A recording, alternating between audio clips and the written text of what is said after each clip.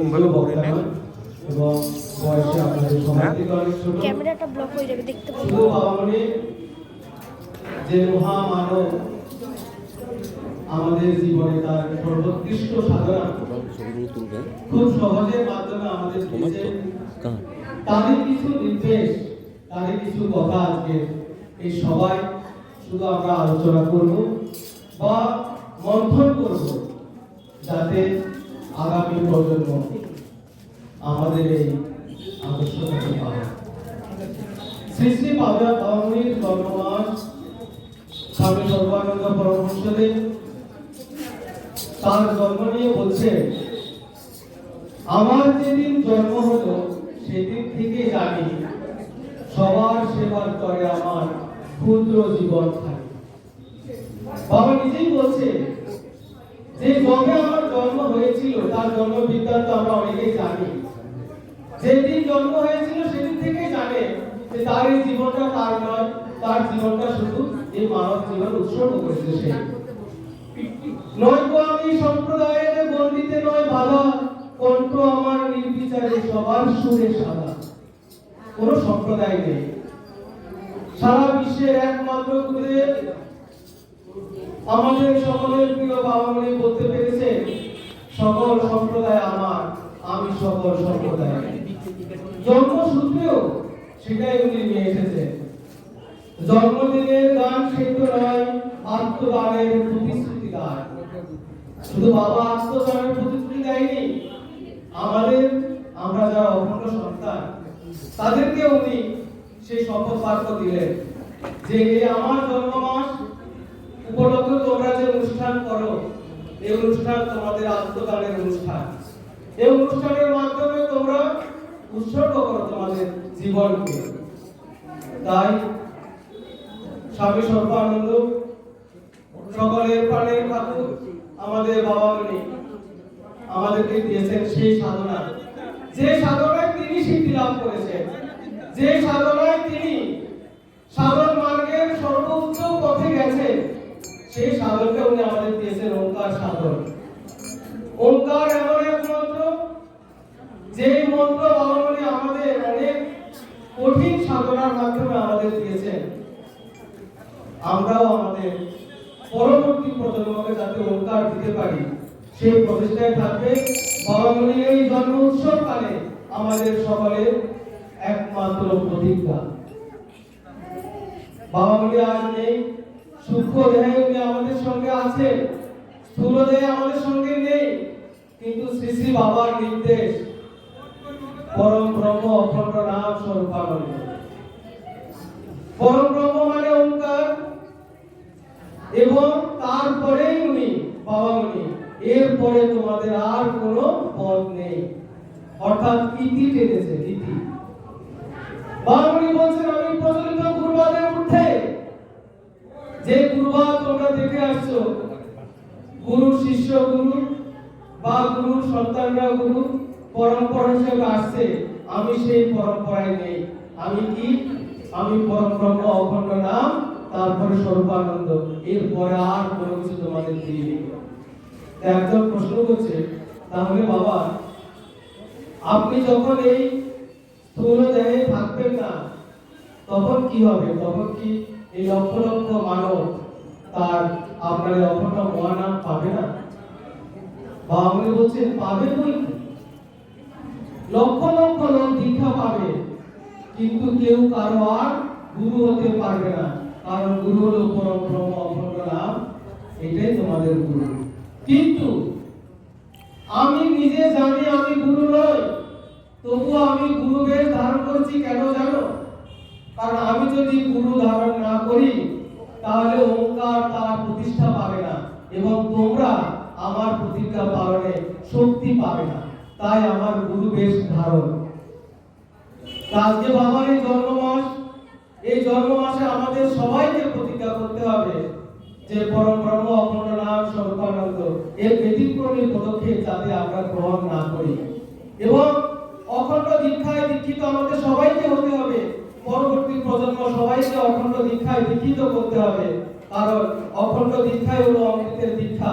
এই সে আর কোনো অমৃতের কেউ কোনো গুরুদেব দিয়ে দিতে পারেননি। বাবামণি একমাত্র গুরুদেব যিনি নিজে যে মন্ত্র সাধন করেছেন সেই মন্ত্র আমাদের দিয়েছেন, এবং একমাত্র তিনি সেই গুরুদেব যে গুরুদেব নিজে পূজার আসনে বসার সব রকম যোগ্যতা অর্জন করার পরেও আমাদের সাথে সমসাধক হয়েছেন।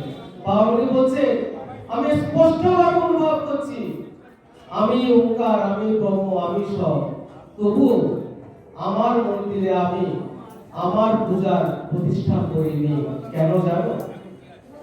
কারণ আমি চাই আমি যে মন্ত্রে সিদ্ধি লাভ করেছি তোমরাও সেই মন্ত্রে সিদ্ধি লাভ করে মহামানবে পরিণত হও এবং তোমাদের ওরসে মহামানবের জন্ম হোক। তার জন্য আমি 300 বছর অপেক্ষা করতে হলেও করতে রাজি আছি। 9টি প্রজন্ম ব্যক্তি তোমরা যদি আমার এই সাধন মার্গ চালাও তাহলে তোমাদের ওরসে মহামানবের জন্ম হবে। তাই সেই ওঙ্কার মন্ত্রটি আমাদের দিয়েছে এবং নিজে আমাদের সঙ্গে সমসাধক করেছে। সারা বিশ্বের ইতিহাস খুঁজে দেখুন, কোথাও এমন নিদর্শন পাবেন না যে গুরুদেব শিষ্যের সঙ্গে বসে সাধন মার্গে উপাসনা করছেন। নেই। তো যে অমৃতের সন্ধান আমরা পেয়েছি, যে মহা অমৃত বাবামণি আমাদের দিয়েছে, এটা আমাদের একদম কর্তব্য, অবশ্য কর্তব্য, এবং নিশ্চিতভাবে এটাই আমাদের কর্তব্য যে আমাদের পরবর্তী প্রজন্ম এই ওঙ্কার নাম থেকে বিচ্ছিন্ন হবে না। এবং বাবামণি বলছে, আপনারা অনেকে হয়তো জানেন, কিন্তু বাবামণি একটা স্থায়ী রায় দান করেছে।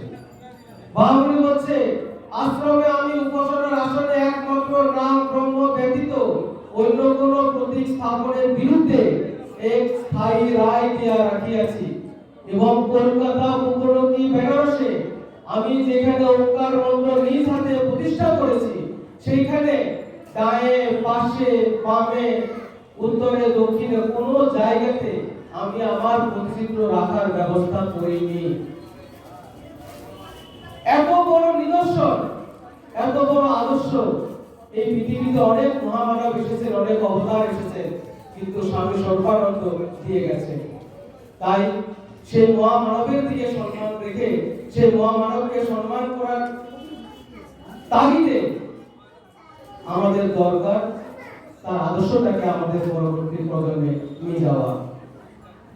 এবং বাবামণি বলছেন, দেখুন আরেকটা আদেশ, আমরা অনেকে এই ক্ষুদ্র ক্ষুদ্র প্রচেষ্টাগুলো জানি, হয়তো সঠিকভাবে বুঝে উঠতে পারি না। আমি আদেশ করছি যে, আদেশ করছি কথাটার মধ্যে কিন্তু বাবামণি কোট অফ কোট, আমি আনকোট কোটই বলছি, আমি আদেশ করছি যে আমার সাধন মণ্ডলীতে এর পরে তোমাদের মধ্যে কেউ কারো ব্যক্তিগত গুরু হতে পারবে না। গুরুভাবকে নির্মূল করেছেন কিভাবে? আমরা যদি বলি আমি বাবামণির ভীষণ ভক্ত, কথায় কথায় বাবামণিকে টানি, অথচ তার এই গুরুভাবকে অবলম্বন করি, তাহলে আর বাবামণি ডাকার অধিকার আছে কি? এটা প্রশ্ন আমাদের নিজেদের মধ্যেই রাখতে হবে, নিজেকে নিজে প্রশ্ন করতে হবে। আজকে যে যে যে বাবামণিকে আমরা বাবামণি বলে সকাল বিকাল তার ছবির নিচে মাথাটাকে ঢুকি, সেই বাবামণির নির্দেশটা আমরা কতটুকু মানার চেষ্টা করছি? পুরোটা তো পারবো না, কারণ পুরোটা পারলে আমরাই মহামানব হতাম। তার সন্তান রূপে আমরা যখন এসেছি তখন তার কিছুটা অন্তত নির্দেশিকা যাতে আমি পাই। আবার উনি বলছে, আমার মুখ থেকে অভয় মন্ত্র ওঙ্কার শুনে নিলে তোমার যে উপকার হবে, আমার নিজের আদেশ এই যে কথাগুলো কিন্তু একদম ক্লিয়ার, কোনো জড়তা নেই। ওনার বাংলায় মূর্তি অখণ্ড সঙ্গীতের কোনো জড়তা রাখেননি, প্রত্যেকটা ক্ষেত্রে বাবামণি ক্লিয়ার কার বক্তব্য দিয়েছে। আমার মুখ থেকে অভয় মন্ত্র মানে ওঙ্কার মন্ত্র শুনে নিলে তোমাদের যে উপকার হবে, আমার নিজের আদেশ এই যে আমার প্রতিমূর্তির সামনে দাঁড়িয়ে যদি সেই মন্ত্র নাও তবে তাতেও তোমার সেই উপকারই হবে। এটা আমার প্রিয় ভক্তদের জন্য এটা আমার চিরন্তন অঙ্গীকার। বাবামণি আমাদের জন্য অঙ্গীকারবদ্ধ হয়েছে। কি অঙ্গীকারবদ্ধ হয়েছে? কারণ বাবামণি তো জানেন যে আমি যখন থাকবো না, এই স্থূল দেহ যখন আমাকে একদিন ত্যাগ করতেই হবে, কারণ জন্ম যখন হয়েছে মৃত্যু তখন নিশ্চিত, দেহ যখন ধারণ করেছি দেহ তখন আমাকে ত্যাগ করতেই হবে। তাহলে আমার দেহ ত্যাগের পরে আমার সন্তানরা কিভাবে অখণ্ড দীক্ষায় নেবে, তার জন্য একলব্য শিষ্যত্ব উনি রেখে গেলেন। কোন গুরু পরম্পরার আর প্রয়োজন নেই। তাই তিনি বলছেন যে তোমরা আমার মুখ থেকে যে ওঙ্কার মন্ত্র শুনবে, তুমি যদি আমার ছবির সামনে দাঁড়িয়ে, এই যে আমার বিগ্রহ এখানে সবাই আপনারা সাজিয়ে রেখেছেন, সেই বিগ্রহের সামনে দাঁড়িয়ে আপনি যদি আপনার সন্তানকে সেই মন্ত্র শুনিয়ে দেন, তাহলে আপনার কিন্তু একই ফল হবে। এবং এটা বাবা মনে শুধু আদেশ নির্দেশ নয়, বাবা মনে বলছেন এটা আমার অঙ্গীকার, আমি তোমাদের কাছে এটা অঙ্গীকারবদ্ধ হয়েছি, এত বড় উনি বলেছেন। সেই জায়গা থেকে আমাদের মধ্যে যাতে কোনো রকম আমাদের অনেকের কনফিউশন আছে আমরা, কারণ এই কনফিউশন থাকার কারণ কি জানেন? কনফিউশন থাকার প্রথম কারণ আমরা নিজেরা অখণ্ড সংহিতাটা পাঠ করি না। বাবা মনের অখণ্ড সংহিতা কিন্তু 100টা খণ্ড হওয়ার কথা ছিল, বলুন তো 24টা খণ্ডে কি কেন আটকে গেল? জানেন কি ইতিহাস? এত পাণ্ডুলিপি ছিল বাবার, এই পাণ্ডুলিপি যদি অখণ্ড সংহিতা আকারে বেরোতো, তাহলে এটা সংহিতা দিদির নিজ মুখের কথা।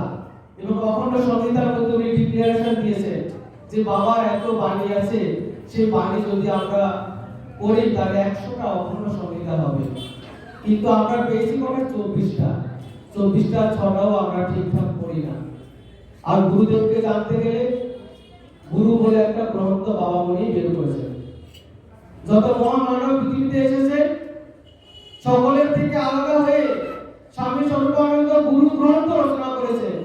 আমি সবাইকে অনুরোধ করব, আগামী প্রজন্ম, বর্তমান প্রজন্ম এবং অতীতের প্রজন্ম যারা আছে, সবাই গুরু গ্রন্থটা পড়লে কি গুরুদেব আমরা পেয়েছি সেটা আমরা জানতে পারবেন। এবং পরবর্তী প্রজন্মকে কি করে অখণ্ড মণ্ডলীতে আনবে, অখণ্ড এই যে অমৃতের সন্তান আপনি পেয়েছেন, সেই অমৃতের সন্তান পরবর্তী প্রজন্মকে দিতে গেলে আপনাকে যদি মেয়ে হয় তাহলে নবযুগের নারী আপনাকে দিতে হবে। কুমারীর পবিত্রতা 6টা খণ্ড আছে, কিন্তু আমি নবযুগের নারীটা বলি কেন? আমরা তো আধুনিক মানসিকতায় এখন বিশ্বস্ত, সেজন্য আমরা বলবো নবযুগের নারী বইটাকে আপনারা আপনাদের পরবর্তী প্রজন্মকে দিন। আর যদি ছেলে হয় ক্লাস 8-এ উঠে গেলে আপনার ছেলেকে যদি আপনি বাঁচাতে চান, আপনার ছেলেকে যদি আপনি মনুষ্যতে আনতে চান, আপনার ছেলেকে যদি আপনি মানুষের মতো মানুষ তৈরি করতে চান, বাংলা মিডিয়াম হোক আর ইংলিশ মিডিয়াম হোক, দুটো ভাষায় আছে জীবনের প্রথম প্রভাব বা ফার্স্ট ব্রন অফ লাইফ। এই বইটা অবশ্যই দেবেন। শুধু দেবেন না, প্রতিদিন অন্তত একবার করে একটা চিঠি, জীবনের প্রথম প্রভাব বইটাতে 12 থেকে 13টা চিঠি আছে বাবার, একবার পড়লে আপনিও বুঝতে পারবেন, আপনার সন্তানও বুঝতে পারবেন না। এটাকে 2বার 3বার 4বার 5বার 6বার করে পড়ুন এবং এই জীবনের প্রথম প্রভাব বইটা ছেলেকে দিন। সর্বরদকে পরিচয় করাবার জন্য আপনাদের জীবনে আর কিছু করতে হবে না, এইটুকু শুধু করুন। তাই বক্তব্য বেশিক্ষণের ব্যাপার নেই, একদমই সংক্ষিপ্ত, কিন্তু বাবা মনিকে নিয়ে আমাদের উচ্চাসা যেমন আছে, ওনার জন্মমাস যেমন আমরা পালন করি, সেই জন্মমাসের সঙ্গে সঙ্গে বাবার এই জন্মমাস যেন 300 বছর নয়, আমার পরিবারে 9টা প্রজন্ম ব্যাপী থাকে, এই ব্যবস্থা করতে হবে। নতুন যারা বাবা হয়েছে বা হবেন তাদের সবার কাছে আমার শুধু বড় জোরে একটু নিবেদন থাকবে, পরিবারটাকে অখণ্ড করতে হবে। দেখুন, পরিবার যদি অখণ্ড না হয় তাহলে আমি নিজেকে অখণ্ড পরিচয় দিতে পারি না। আজকে আমরা আমাদের অখণ্ড তত্ত্ব বাবা মনির প্রচার আমার পরিবারের সবাইকে দিইনি, আমার আত্মীয় স্বজনকে দিইনি, তাই তারা অমৃতের সন্তান না পেয়ে তারা কিন্তু হলাহল প্রাণ করেছে। আমরা আটকাতে পারিনি। শুধু দুঃখ করলাম কি যে আমি অখণ্ড, কিন্তু আমার পরিবারের সবাই অনখণ্ড। কিন্তু কেন অনখণ্ড, এটার জন্য দায়ী কিন্তু আমি নিজে। তাই এইটুকু শুধু বলবো যে অমৃতের মহা ভান্ডার আপনারা পেয়েছেন, সেই অমৃতের মহা ভান্ডার থেকে যদি আপনি আপনার পরিবারকে বঞ্চিত করেন, আপনি আপনার পরবর্তী প্রজন্মকে বঞ্চিত করেন, আপনি আপনার নাতি পুতিকে এর থেকে বঞ্চিত করেন, এই পাপের ভাগীদার কিন্তু আপনি।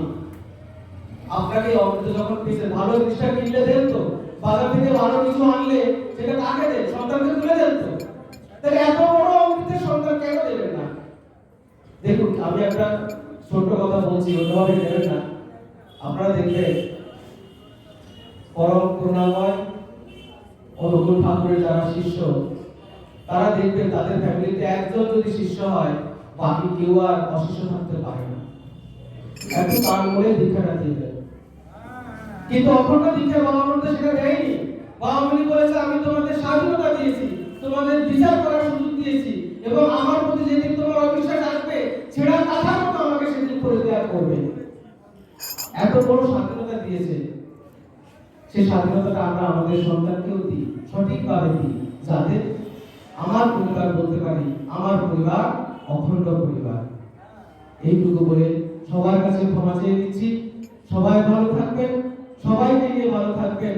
ওঙ্কারের পায়ে সমর্পণের সঙ্গে সঙ্গে আপনার সমর্পণ যেমন ওঙ্কারের পায়ে আছে, আপনার পরবর্তী প্রজন্মকেও ওঙ্কারে সমর্পণ করুন। আপনার সন্তান মানুষ হবে। শিক্ষার সঙ্গে সঙ্গে আধ্যাত্মিকতা না থাকলে কেউ পূর্ণাঙ্গ মানুষ হয় না। তাই পূর্ণাঙ্গ মানুষকে পেতে সর্বানন্দ সাহিত্যকে দিয়ে সর্বানন্দ সাহিত্য চর্চা করুন। এইটুকু নিবেদন রাখছি। জয় গুরু।